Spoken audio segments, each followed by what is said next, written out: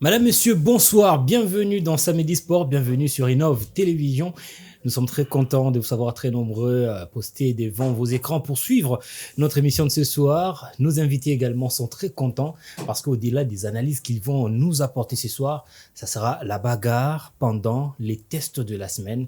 Ça met test sport, oui, ça sera du lourd ce soir. Entre Grace Diakoubama et Cédric Mouipataï. Cédric, bonsoir. Bonsoir Joyce, bonsoir Grace, bonsoir à toutes ces personnes qui sont branchées en CNET Momo. C'est un comeback pour moi. 3 mois après, c'était presque dans cette même date, au mois de mars, que j'ai fait ma dernière émission ici. Et ben voilà, je retrouve encore Innov, c'est un plaisir. De retour avec un nouveau format de Samé Test Sport. Je pense que vous êtes préparé en conséquence. Bon voilà, c'est un peu imprévisible, mais j'espère que je vais m'adapter. En face de moi, c'est presque une bible dans ces domaines, Grace Diakoubamba, mais j'espère qu'aujourd'hui, j'ai la force pour ça.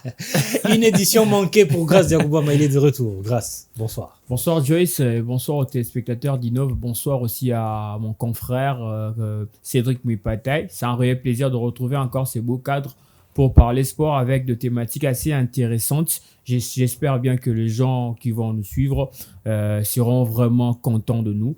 Et on est là pour parler sport au finish. Ça met test et sport avec une nouvelle version. S'il faut parier, là, les téléspectateurs c'est improbable, c'est improbable. Même si j'ai un nouveau surnom, la Bible et tout, donc voilà, c'est improbable et j'espère bien que ça va bien se passer. Ça va bien se passer, ça va très bien se passer ce soir avec nos deux invités. Le casting est parfait pour vous, surtout parce que nous avons choisi 2 thématiques très très importantes.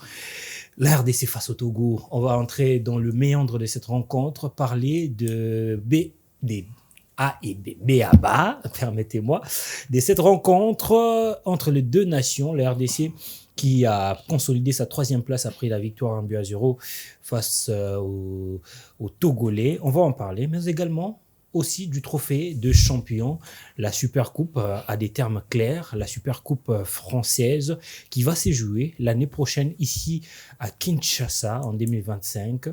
Mais pourquoi il faut dépenser autant d'argent pour organiser ce genre de compétitions pendant que nos championnats ici au niveau local sont en train de souffrir? Ce sont ces 2 thèmes qui vont faire objet de nos analyses ce soir. On va ouvrir notre émission avec cet élément concocté et signé par Samuel Moutoni. On se retrouve juste après.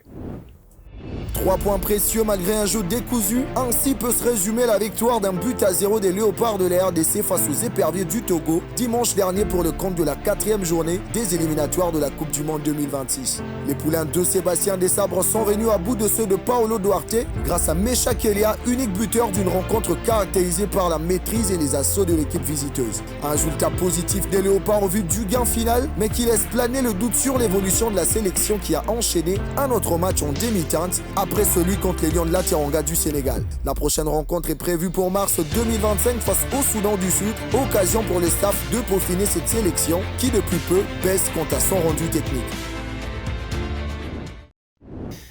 Et là, nous sommes de retour sur ces plateaux. On va commencer notre émission de ce soir. Grâce à vous, vous nous avez manqué. Hein. On va attendre un peu avec notre frère Cédric. La RDC a fait l'essentiel, même si c'est sans manière. Exactement. Moi, je dirais même pas que c'est l'essentiel, mais je vais dire que ça n'a pas été le meilleur rassemblement possible, mais c'est quand même un rassemblement avec une note de satisfaction. 4 points en 2 sorties sur 6, c'est une très bonne chose par rapport à ce qui a été par le passé où il y avait 2 matchs, 3 points, et donc une victoire et une défaite. Mais je vais dire qu'on s'est amélioré par rapport aux précédentes rencontres des éliminatoires de la Coupe du Monde 2026. C'est une très bonne chose pour notre sélection.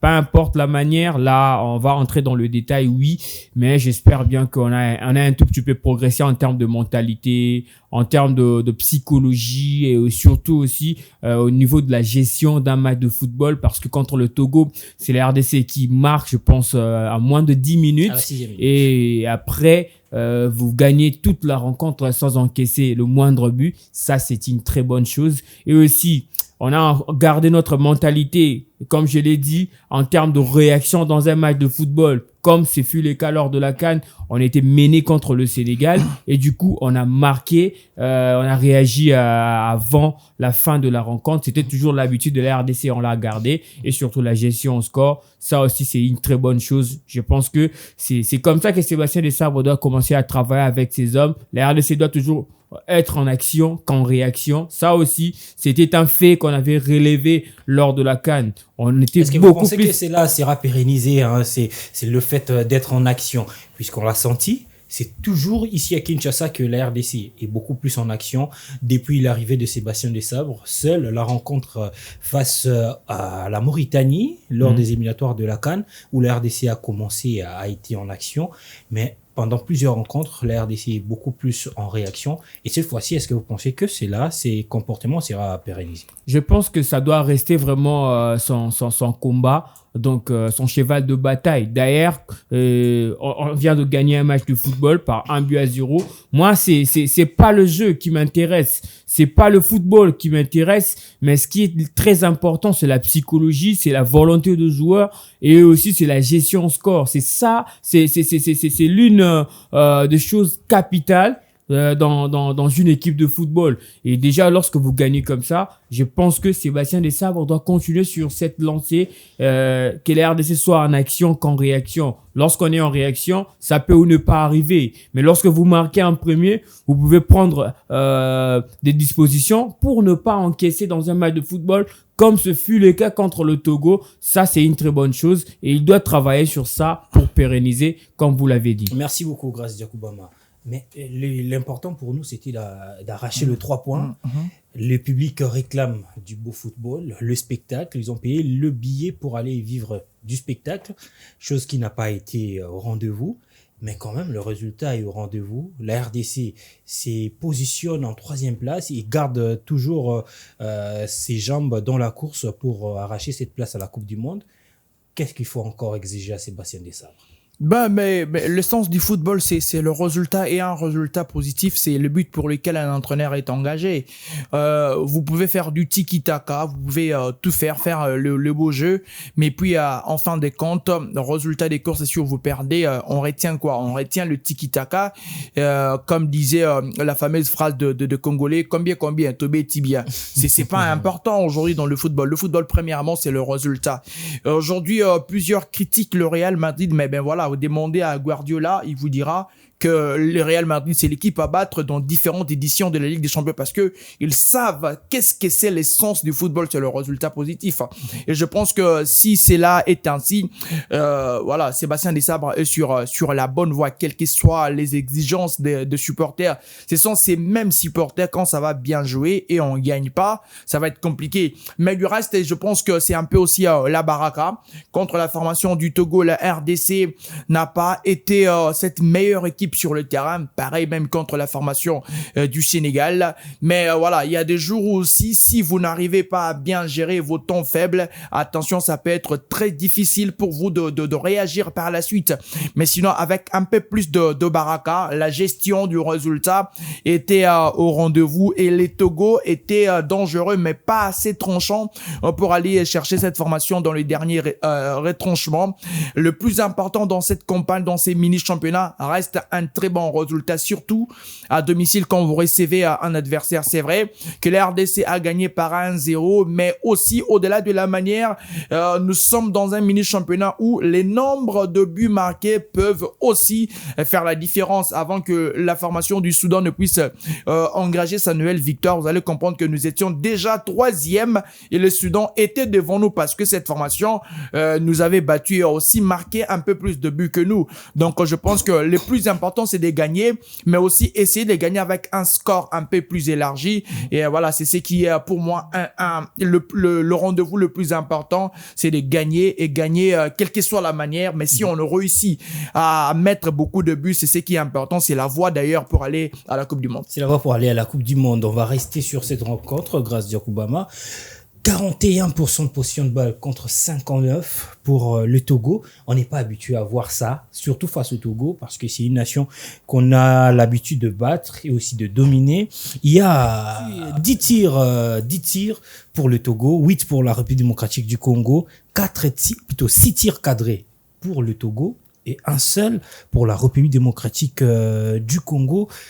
On va pas parler aussi d'autres situations d'attaque, par exemple, où eux en ont eu beaucoup, plus que nous. La RDC, est-ce qu'elle doit continuer à présenter cette image-là au niveau du football? Puisque lorsqu'on a joué le Sénégal, on pouvait comprendre au niveau du classement, au niveau du charisme même de l'équipe nationale, le Sénégal était devant nous. Faire un match nul, même sans manière, on pouvait le comprendre. Mais face au Togo, ça devient incompréhensible. Non, mais moi je pense que on n'encourage pas le jeu qu'a produit les Léopards ces jours-là au stade de Martyrs. Mais ce qui est très important, c'était le résultat. C'est ça qui détermine, comme Cédric l'a dit, l'essence du football. Lorsque vous êtes beaucoup plus figé sur le beau jeu, les tiki-taka et autres, sans oublier le résultat et autres, donc ça c'est pas une bonne chose en football.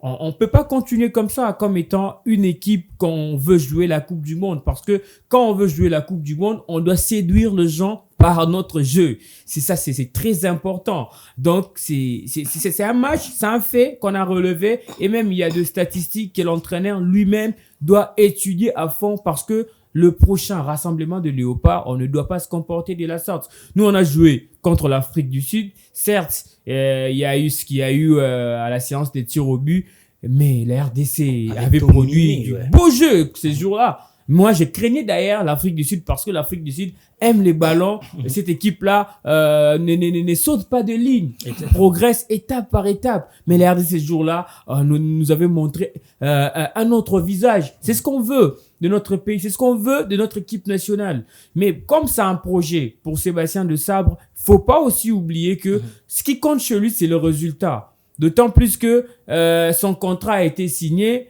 pour ramener la RDC à la Coupe du Monde, jouer aussi la CAN 2025. Par miracle, on a joué la CAN qui s'est déroulée en Côte d'Ivoire. Donc, c'est le résultat aussi qui lui colle à la peau. Mais au-delà du résultat, on veut aussi gagner un match par la manière. Ça, c'est une très bonne chose. Déjà, lorsque vous jouez les Togo, vous faites pas un bon jeu, mais vous vous attendez encore jouer les Sénégal ici à Kinshasa de la même manière. Ça, c'est mettre en danger.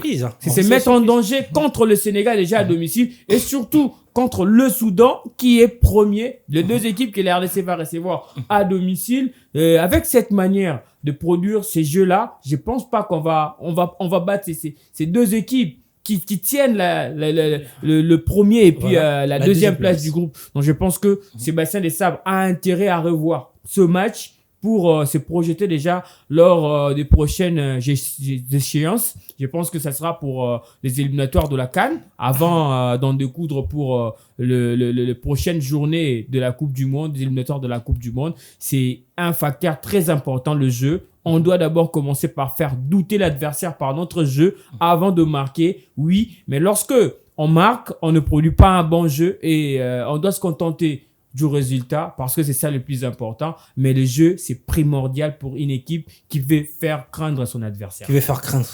Sébastien Desabre reste dans son argument de dire toujours qu'il est en train de construire une équipe. La question à savoir, c'est construire une équipe, ça prend combien de temps? Ou alors, s'il faut construire cette équipe, il faudrait se baser sur des joueurs qui ont la trentaine. Déjà, c'est un projet. Il est en train de travailler sur un projet. C'est vrai qu'au sein de l'équipe nationale, c'est vrai que c'est un langage, mais à vrai dire, on n'aura pas à tout moment les matchs de l'équipe nationale. Imaginez que la prochaine rencontre que les Léopards vont livrer dans cette phase des éliminatoires, c'est au mois de mars. C'est-à-dire que vous aurez un laps de temps où il y aura pas rassemblement et autres. Mais voilà, la mission reste la mission. On va tirer au sort sur les éliminatoires de la CAN, qui va se jouer au Maroc. Je pense qu'on va tirer au sort. Oui, bientôt. Mais ça reste une mission. Je pense qu'il va D'ailleurs, une parenthèse, Sébastien Desabre est dans un temps où, il y a plusieurs binationaux qui veulent intégrer cette sélection de la RDC, et il y a déjà le passage de témoin entre le vieux Bruscar et cette nouvelle génération. Auparavant, on n'en avait pas vraiment, ce n'était pas vraiment une génération pétrie des talents, et je pense que c'est cette base-là, l'expérience, et avec cette nouvelle génération qui va venir, notamment avec Noah Sadiki et toute sa bande qui vont intégrer la sélection nationale. C'est un grand travail, quand on sait aujourd'hui que c'est une sélection très exigeante, mais voilà, avec ce qu'il a réussi à mettre en place, d'abord en termes d'un bon climat, parce que c'est là où passe, je pense, sa réussite. Au sein de cette sélection, il y a une vie qui s'est fait sentir, au détriment d'ailleurs de différentes générations. J'ai suivi Charles Piquel qui, dans une interview, était en train d'évoquer en disant, quand on lui posait des questions, il dit les plus comiques de cette sélection, c'est Siali Badjo et Conso, c'est-à-dire que il y a plus de discrimination entre ceux qui évoluent à l'extérieur et ceux qui évoluent ici à domicile. Donc il y a une vie qui est en train de se faire sentir. Je pense que c'est la base d'ailleurs pour reconstruire cette sélection. Faire réunir ces différentes identités, ces différentes races, ces différentes façons de voir les choses sur un même lieu, et puis compter avoir de résultats positifs. Je pense que c'est la clé de cette sélection. Mais du reste, on sera toujours exigeant en termes de résultats. Reconstruire une équipe dans un langage clair, c'est que cette équipe doit retrouver les victoires. C'est ce qui est important. Reconstruire une équipe, ce n'est pas même si on appelait Ronaldo, Messi ensemble, on mettait sur un même lieu, et que si ça gagnait pas, ben voilà, ça sera inutile cet objectif. Reconstruire une équipe, c'est ramener cette équipe-là au premier plan, jouer les différentes éditions de la CAN,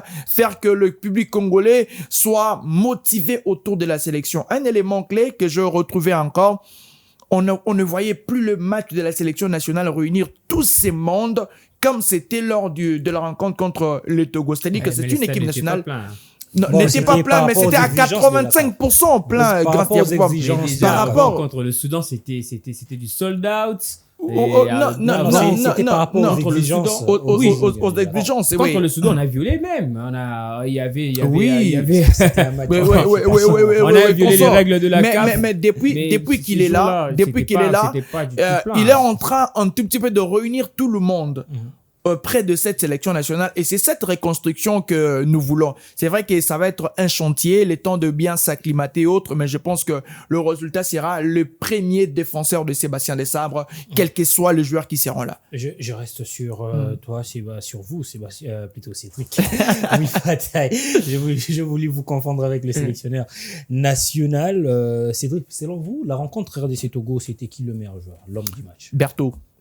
Moi, je dirais le 2 matchs contre le Sénégal, contre le Togo. Statistiquement, 2 matchs joués, 180 minutes, un clean sheet et 9 parades importantes. 9 parades importantes. Très On signale 5 contre le Sénégal et 4 contre le Togo. On va d'ailleurs voir les images défiler. Mais c'est Berthaud, il nous sort d'où? Joueur de Montpellier d'ailleurs, qui a exigé à cette formation de Montpellier, et seulement si Montpellier veut que Berthaud reste, il doit être titulaire. C'était la preuve d'ailleurs en fin de saison. Le monsieur est en confiance, même quand la RDC est dans un faux rythme, lui il reste focus sur son match, et il a prouvé, il nous a. C'est un gardien de classe mondiale, à mon avis. Dire classe mondiale. On n'a jamais vu un gardien avec beaucoup de maîtrise comme. On sent il est gardien. Premièrement, il est gardien pour ça. On est gardien pour nous sortir de tels matchs. C'est très important. Vous savez, moi, je l'ai dit toujours, après les départs de Kidiaba, on a un peu ronronné pour avoir des très, très bons gardiens à ces postes. Quand on va faire une liste, c'est une liste énorme des gardiens qui n'ont pas réussi à s'imposer au sein de cette sélection. Et il avait de quoi prouver.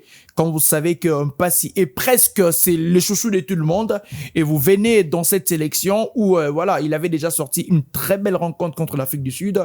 Il a récidivé contre la formation du Sénégal et contre la formation du Togo. En tout cas, si Mpassi n'a pas réussi à accrocher l'attention d'un membre, de la famille présidentielle, je pense que Berthaud, qui est déjà marié, il peut se dire une amitié. C'est une amitié. Cédric Mouipataï, merci beaucoup pour ces analyses. Grâce Yacoubama, vous partagez son avis, le meilleur joueur, l'homme du match, je dirais l'homme de ces 2 matchs, Dimitri Berthaud.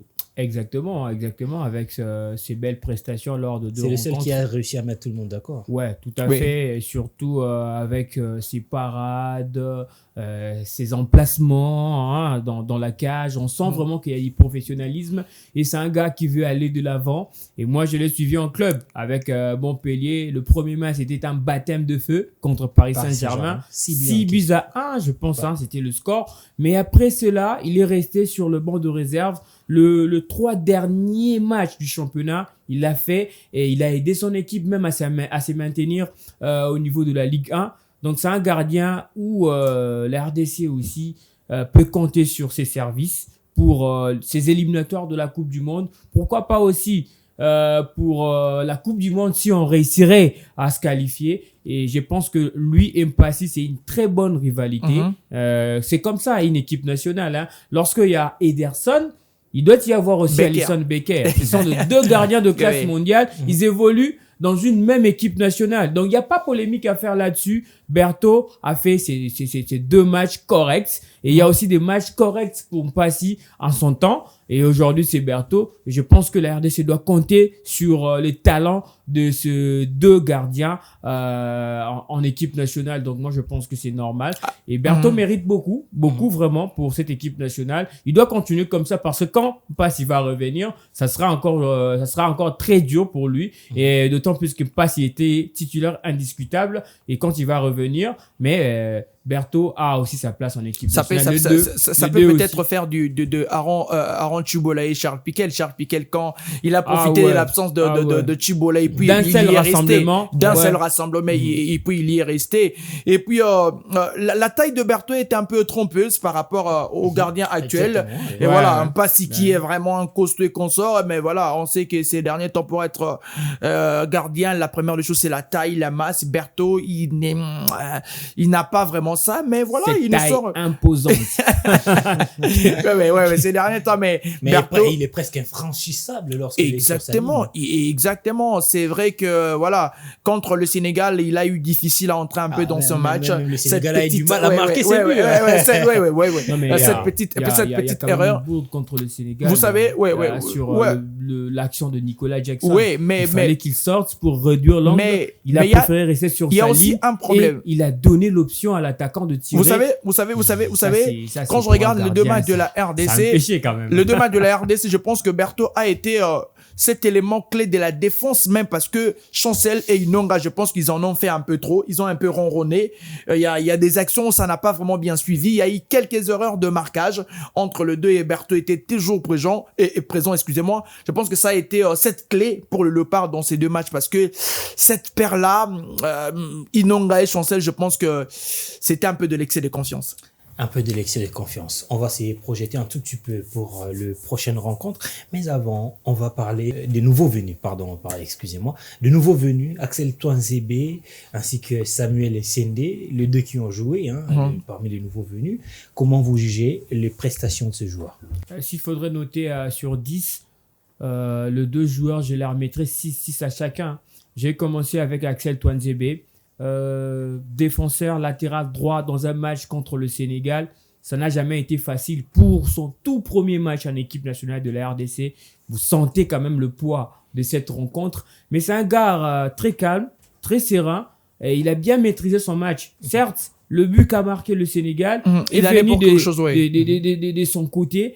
Mais à part ça, je pense que c'est un gars qui a de l'avenir pour notre sélection nationale. Et surtout, je l'avais dit ici devant Patrick Bouéré. On était avec Patrick Bouéré. Je l'avais dit, moi, je préfère voir ce gars-là jouer comme latéral droit contre le Sénégal parce que il est ferme. Il a cette mentalité-là à gérer une rencontre, quelle que soit la capacité de l'adversaire. On l'a vu. Il est très calme, très posé. S'il faut faire la passe, il le fait. S'il faut dégager, il le fait. Et donc, c'est un gars vraiment qui va aller de l'avant. Et surtout, c'est une bonne chose. Ce qui est bien encore avec son club Ipswich. En première ligue, il va signer, il va prolonger son contrat déjà dans les jours à venir. Et je prends Samuel Sendé, déjà marqué 16 buts en D1. au niveau du Portugal, c'est déjà une meilleure chose à faire. Et venir en équipe nationale, c'était lui quand même la star de nouveau venu.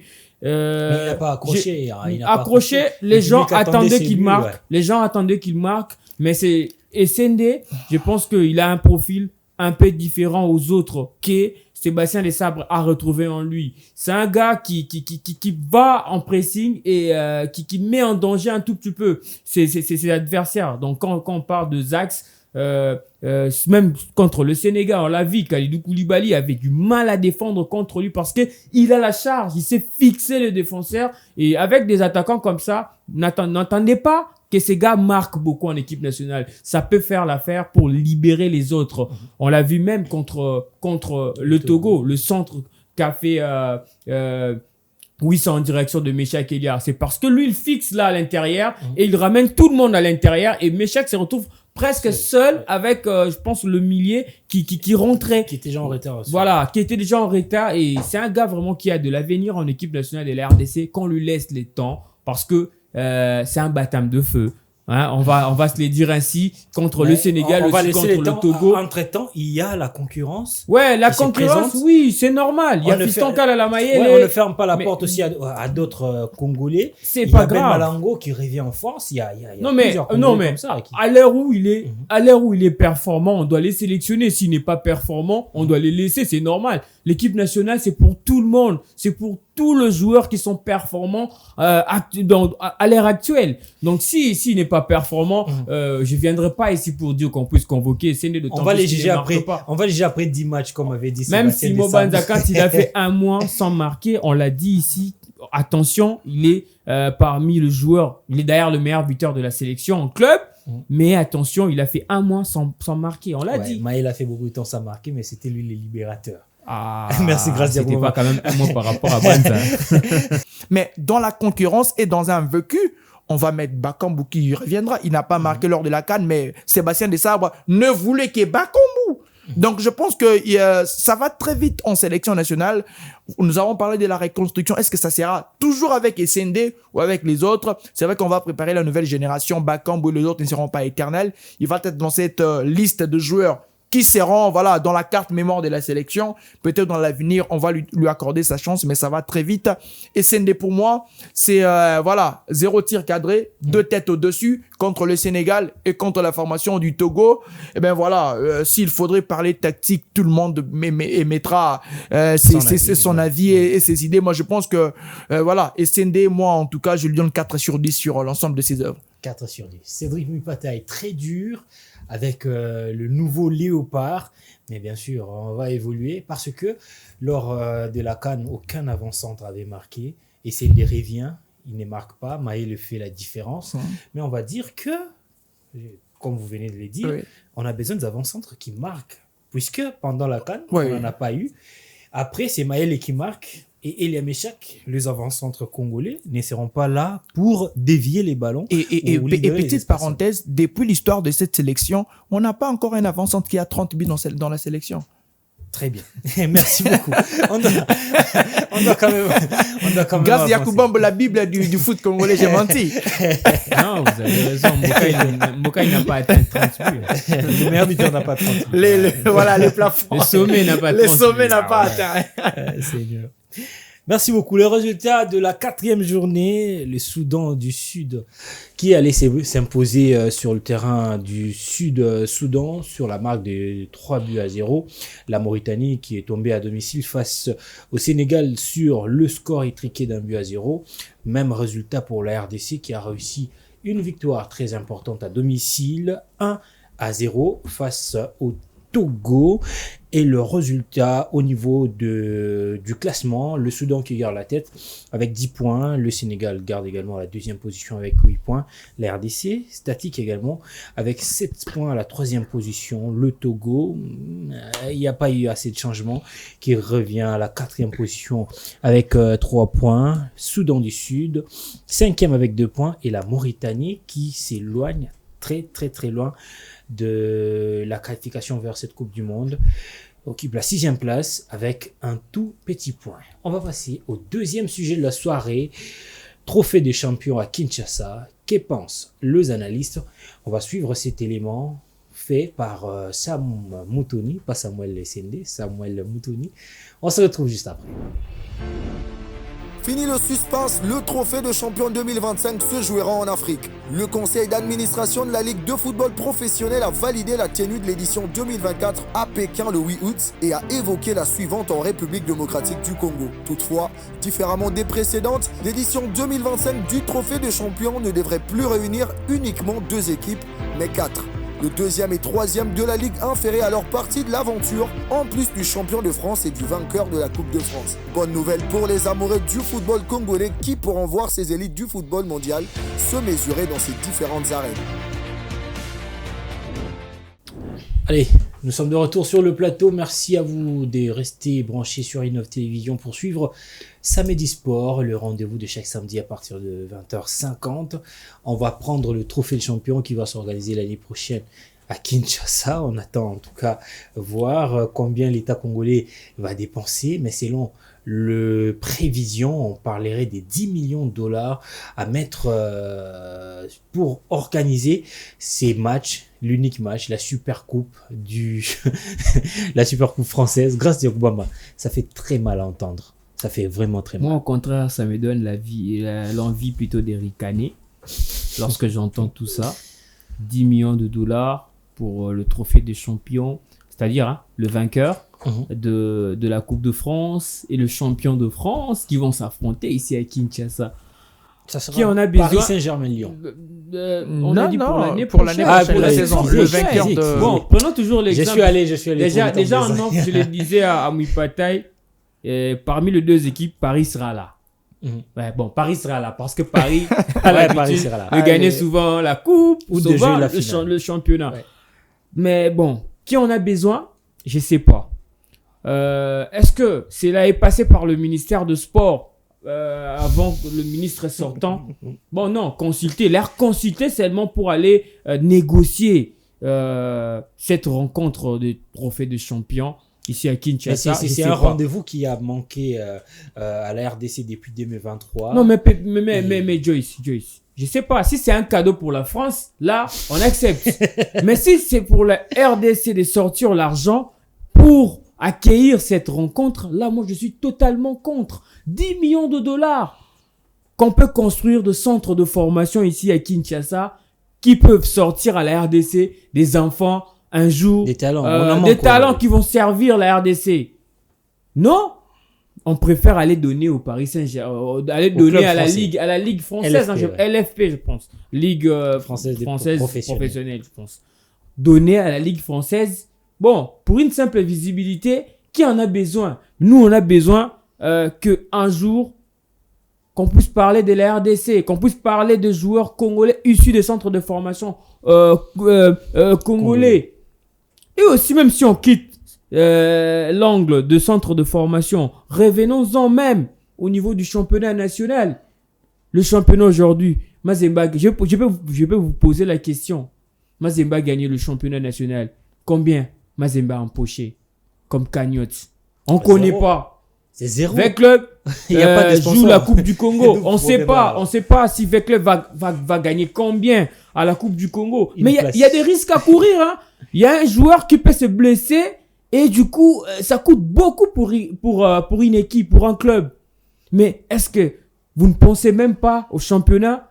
Il y a des ententes urbaines qui se jouent dans des conditions très difficiles où on peut construire même des terrains pour eux et après leur faciliter la tâche. Mais nous, on préfère voir, je sais pas, l'année prochaine, il y aura Asensio qui sera chez Paris Saint-Germain et Donnarumma. Qui a besoin de ces joueurs ici à Kinshasa? Si c'est pour un cadeau, là, c'est une bonne chose. Mais on a un championnat qui souffre. Pourquoi pas subventionner ce championnat? Pourquoi pas aussi remettre ces 10 millions? Il y a combien de clubs qualifiés à la Ligue 1?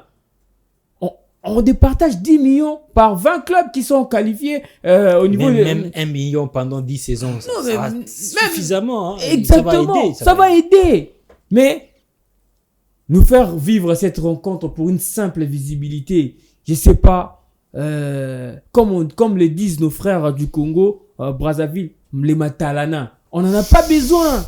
On n'en a pas besoin dans ce pays. Nous, on veut que le football congolais se développe, le sport congolais en général. Même si on ramène cela dans le projet sport, ça peut nous aider dans beaucoup de sens, dans plusieurs disciplines. Mais pourquoi seulement mettre cet argent-là pour des choses je sais pas. Pour des futilités.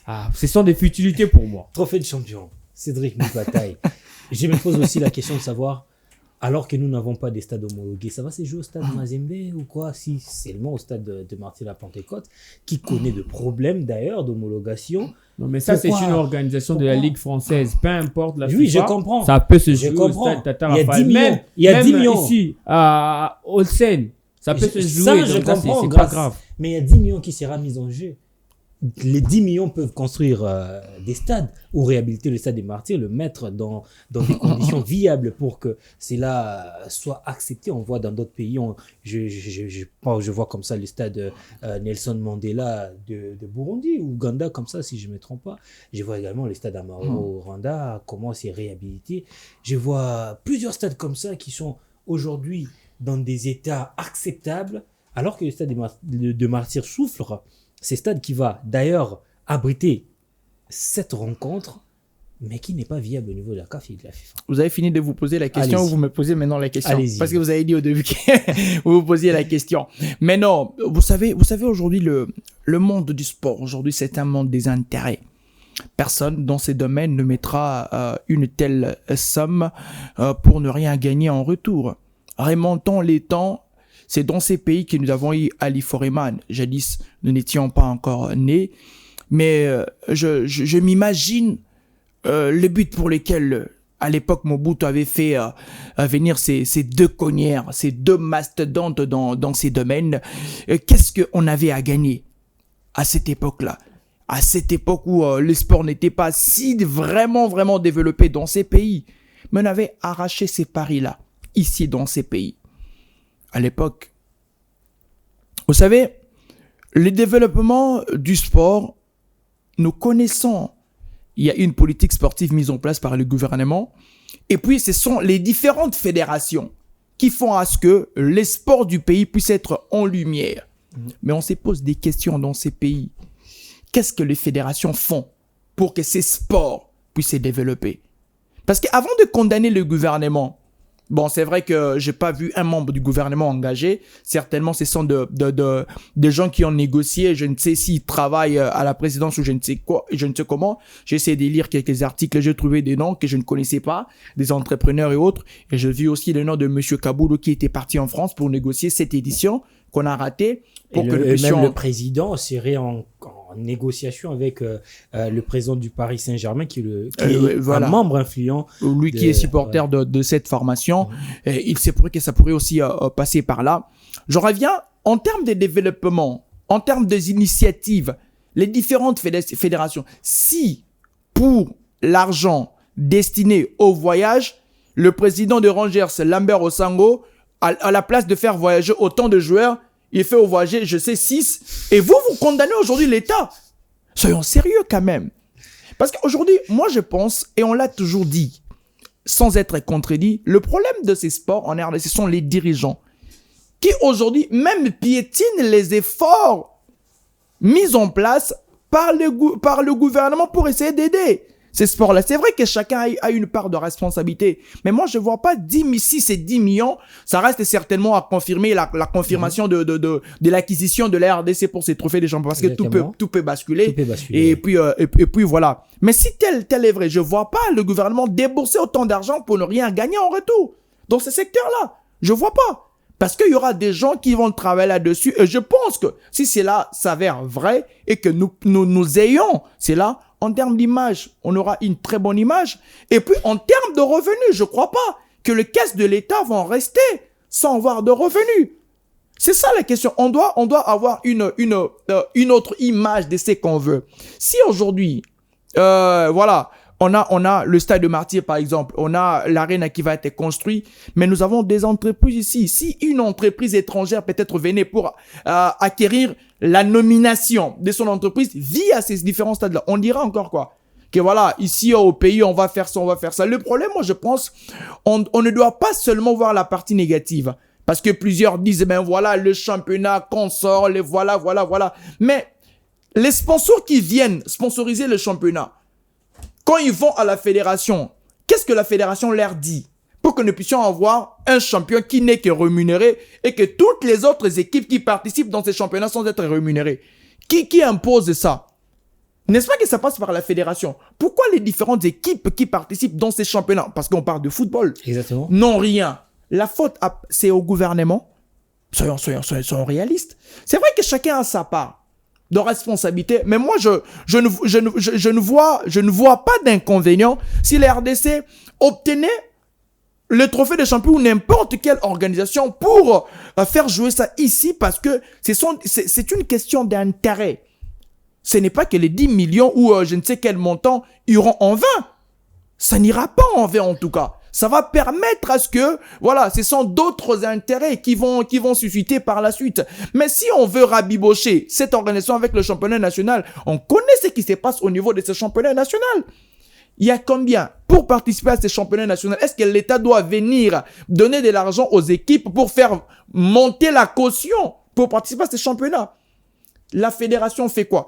D'ailleurs, j'étais avec un de nos amis qui sont en train de gérer le marketing et autres de la fédération. Je lui ai posé la question. Pourquoi c'est que vous faites avec la fédération, avec le Léopard A? Vous ne les faites pas avec le championnat. Il me dit, ben voilà, il y a beaucoup de processus. Ces championnats-là qu'on veut peut-être miser de l'argent, est-ce que c'est régulé? Ces championnats-là qu'on veut miser de l'argent, qui sont ces joueurs en termes d'image? Parce qu'aujourd'hui, on parle d'image. Les TP Mazembe et peut-être Renaissance, c'est pas la même image. Les TP Mazembe a un aura qu'il peut aujourd'hui, peut-être on peut dire, jouer un match en Zambie ou en Tanzanie, réunir des gens, venir voir cette formation. Mais dites-moi, si on veut réunir Renaissance en Zambie, il va gagner combien? Rien, 0 francs. Donc on doit miser sur l'image, sur l'aura de ce que cela va nous rapporter. C'est vrai qu'il y a de part des responsabilités, mais ces championnats-là, vous connaissez qui était la star de ce championnat? Même si les sponsors veulent venir, il va miser sur quoi? Les écrans LED qui sont autour de ces stades. Si c'est pour un championnat national, on enlève l'État. Qui viendra miser son argent? Est-ce que ça aussi c'est un problème de l'État? Soyons sérieux quand même. Merci beaucoup, messieurs. Je pense bien que les deux invités ont épuisé. Vous avez ajouté? Moi je suis un tout petit peu déçu par tout ce que raconte mon ami. Bon, moi ça je vous dirais, prend le temps de chercher un peu comment arranger les angles. Ouais, je suis vraiment déçu. Mais bon, quand on parle de l'État, ça part des responsabilités. Je vais ajouter pour qu'on puisse conclure, ça part des responsabilités. Quand moi j'interpelle à l'État, c'est-à-dire, l'État peut aussi booster nos clubs. C'est-à-dire, lorsque vous avez épinglé... Non, ça c'est pas la responsabilité de l'État. Laissez-moi évoluer, s'il vous plaît. Je vous ai laissé parler jusqu'à la fin. Oui, vous allez parler. Nous sommes arrivés presque. Je vous ai laissé le temps. Vous avez épinglé le point de Lambert Osango avec le billet Rangers. Tu vois le mal de l'État. Lorsque l'État donne, l'État n'arrive pas à mettre des garde-fous. Ça aussi, c'est un problème. Ça, là, vous êtes exposé. Vous donnez seulement sans pour autant mettre des garde-fous. Ça, c'est... Excusez-moi, gars, je vous relance. Je vous donne un point. L'État demande à toutes, ces équipes ou je ne sais comment, qui bénéficient de ces fonds de justifier. C'est un contrôle lié au résultat. C'est réglementé. Tout à fait. Quand c'est réglementé, c'est-à-dire que l'État doit travailler en synergie. C'est pas l'État qui doit condamner le club, parce que ça, ce sera l'ingérence. C'est pas son domaine. Oui. Mais l'État va travailler en synergie avec la fédération et la fédération va mettre des réglementations contre le club. On vous donne 20 billets, vous distribuez 6 billets pour les joueurs. Vous serez frappé par la fédération, mais c'était déjà une instruction de l'État. C'est ça le problème de l'État aujourd'hui. Moi, je pense que Cédric a parlé de la visibilité, a parlé de l'image, a parlé de l'intérêt de la RDC. Ce n'est pas mauvais. Si on revient même à l'époque de Mobutu, l'économie de Mobutu, à l'époque, ce n'est pas l'économie d'aujourd'hui. Non, on va pas entrer dans les débats de l'économie. On n'entre pas là. Mais on va quand même débourser l'argent. Ouais, on n'entre pas dans le débat économie. La même vie qu'est menée mon grand-père à l'époque, que moi je mène aujourd'hui. Vous comprenez quand même sur le plan social et tout, vous allez voir qu'il avait cette facilité-là de nous faire vivre ces combats du siècle. Après aussi, ces concerts de James Bond. Vous voyez? Et aujourd'hui, c'est une autre réalité. On aimerait que tout soit arrangé d'abord ici et après on peut faire appel Mais c'est ce que aux étrangers c'est ce que et Cédric tout. dit. Exactement. Les fédérations, Oui, oui. eux-mêmes au niveau de fédération, Ils sont doivent pas organiser organisés. avant d'attendre que Je pense que on peut pas seulement laisser la tâche directement à la fédération. Il y a aussi un ministre des Sports qui est un agent de l'État, peut-être un locataire du ministère et tout là, qui travaille en collaboration avec les différentes fédérations. Je pense que c'est par là aussi qu'on doit commencer. Et après, l'État, si on veut peut-être basculer à l'extérieur et après on va le faire. Mais commençons d'abord ici. Le ministre des Sports, quand il est arrivé, il est là. Il commence d'abord par voir la situation du championnat national. C'est quoi la situation du championnat national? Oh non, c'est tel. Bon, enfin, ça va. Moi, je vous laisse pas comme a fait Kaboul à l'époque, hein, où on décide avec 26 clubs alors que la fédération veut 20 clubs. Non. On vous laisse comme organe technique, vous travaillez et vous amenez le rapport. Mais excusez-moi, je finis pour dire rapidement, une petite parenthèse. Vous savez, c'est vrai, l'État a une part de responsabilité, mais en fait, en termes de affaires aujourd'hui, en termes de affaires, il y a tout à gagner. Il y a tout à gagner en tout cas quand l'État s'engage. C'est vrai, voilà. On a vu le jeu de on a vu, non, il y a tout à gagner. On a vu le 9e jeu de la francophonie. Comment se déroule les sports d'ailleurs en RDC. L'État a gagné. Ouais, mais oui, mais oui. Donc toi et moi, étions au stade. Oui. Mais c'est ça. Imaginez que à l'époque d'ailleurs, il y a eu une négociation pour que l'Argentine vienne. À l'époque de Kabila, ça n'a pas tenu et qu'on sort. On a. Je crois avant la Coupe du Monde 2010. Avant la Coupe, 2010 ou 2014 comme ça. Et ben voilà. Donc un pays aussi, l'image d'un pays est jugée aussi sur base de grands événements. Je donne un exemple. C'est vrai, j'irai essayer un peu de faire cette virgule pour finir.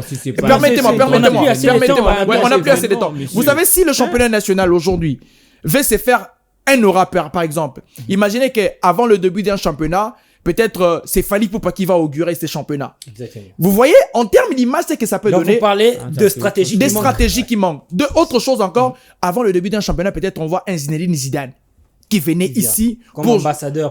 On a vu Lilian Thuram venir à Oudjana, je pense, avant le. Ce sont des stratégies à mettre en place pour faire quoi? Et si cela intéresse. Excusez-moi, je finis. Si cela intéresse le gouvernement, vous venez avec, si cela intéresse le gouvernement, et puis le gouvernement va mettre la main dans sa patte, et puis travailler en synergie. Parce qu'il n'y a pas ces stratégies-là, voilà pourquoi on va cracher sur le gouvernement, ou cracher, je ne sais, en termes de stratégie qu'on sort. Mettez des stratégies en place, travaillez en synergie avec le gouvernement, et ça peut avancer. Une autre chose, si seulement les championnats pouvaient être soutenus par le gouvernement provincial de toutes les provinces, on peut avancer. Moi, je pense que le problème aussi, parce que en termes de format, on a 26 provinces aujourd'hui, mais si nous avons des équipes avec un format où chaque gouvernement provincial pouvait soutenir les équipes des provinces, alors on pourrait aussi éviter quelques problèmes. Merci beaucoup, monsieur. On l'a fait, mais on a abouti à rien comme résultat. Où est Makis aujourd'hui? Où est Malekis aujourd'hui? Avant, ils étaient là. Merci beaucoup, messieurs. Je vous avais dit, c'était vraiment un duel. Voilà, vous l'avez senti. On va passer au dernier duel de la soirée, le Sametest Sport. Sametest Sport, c'est l'heure de tester nos invités ce soir. Mon frère Cédric Mipates, est-ce que vous êtes prêt? Je pense l'être. Nous avons des thématiques ce soir. Si je sais quoi dire, mais c'est beaucoup trop lié à la Coupe d'Afrique des Nations, les incidents, je ne veux pas dire les incidents, mais les événements insolites pendant les éditions de la Coupe d'Afrique des Nations. Et notre deuxième sujet, c'est le parcours Matampi Mputu Trésor. Je prends la deuxième thématique. Matampi Mputu Trésor. Vous répondez par vrai ou faux, seulement. Vrai ou faux, Matampi a joué 3 fois avec Mputu Trésor dans 3 équipes différentes. Allez-y. Faux. Vrai. Mputu Trésor n'a jamais marqué face à Matampi. Vrai. Faux. Matampi a déjà gagné une équipe avec Mputu Trésor sur terrain.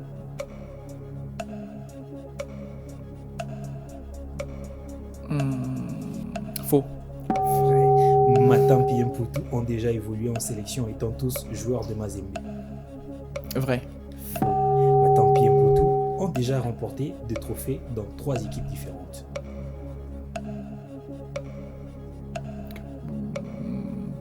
Faux. Monsieur, vous avez réussi à combien de questions? Bon, je pense. Bon, si c'est une. On va revenir sur les questions pour plus d'éclaircissement. Grâce Diakouba, on reste avec l'unique sujet de la soirée. Vous le savez, hein, les insolites. Au niveau de la CAN. Vrai ou faux, Chabani Nunda a une fois quitté la CAN pour aller jouer un match avec Monaco? Vrai. Vrai.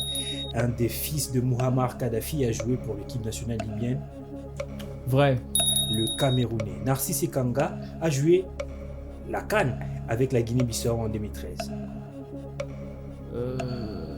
Faux. Faux. Puis Trois-Pas a vu son carton rouge être retiré lors des demi-finales de la CAN 2012.